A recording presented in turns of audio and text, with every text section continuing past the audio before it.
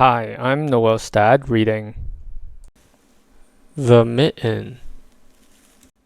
Once there was a boy named Nicky who wanted his new mittens made from wool as white as snow. At first, his grandmother, Baba, did not want to knit white mittens. "If you drop one in the snow," she warned, "you'll never find it."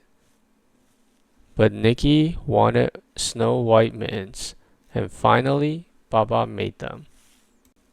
After she finished, she said, "When you come home, first I will look to see if you're safe and sound, but then I will look to see if you still have your snow white mittens." So off Nicky went, and it wasn't long until one of his new mittens dropped in the snow and was left behind.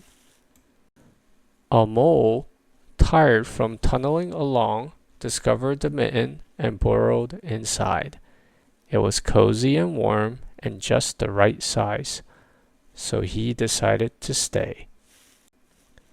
A snowshoe rabbit came hopping by. He stopped for a moment to admire his winter coat.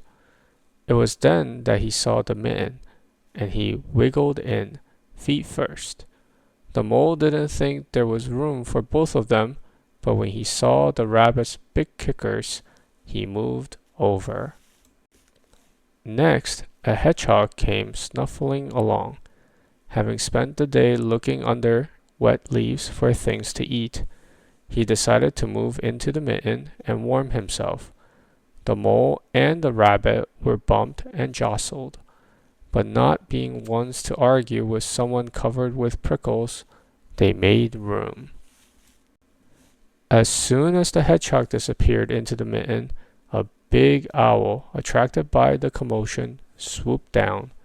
When he decided to move in also, the mole, the rabbit, and the hedgehog grumbled. But when they saw the owl's glinty talons, they quickly let him in. Up through the snow appeared a badger. He eyed the mitten and began to climb in. The mole, the rabbit, the hedgehog, and the owl were not pleased. There was no room left, but when they saw his diggers, they gave him the thumb. It started snowing, but the animals were snug in the mitten. A waft of warm steam rose in the air, and a fox trotting by stopped to investigate.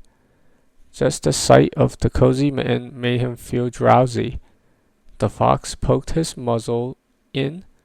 When the mole, the rabbit, the hedgehog, the owl, and the badger saw his shiny teeth, they gave the fox lots of room.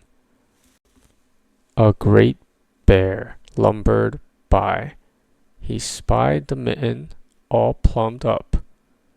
Not being one to be left out in the cold, he began to nose his way in. The animals were packed in as tightly as could be. But what animal would argue with a bear? The mitten swelled and stretched. It was pulled and bulged to many times its size, but Baba's good knitting held fast. Along came a meadow mouse, no bigger than an acorn.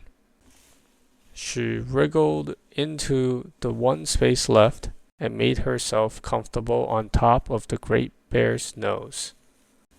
The bear, tickled by the nose whiskers, gave an enormous sneeze. Ah, ah, ah, choo-choo! The force of the sneeze shot the mitten up into the sky and scattered the animals in all directions. On his way home, Nicky saw a white shape in the distance. It was the lost mitten silhouetted against the blue sky.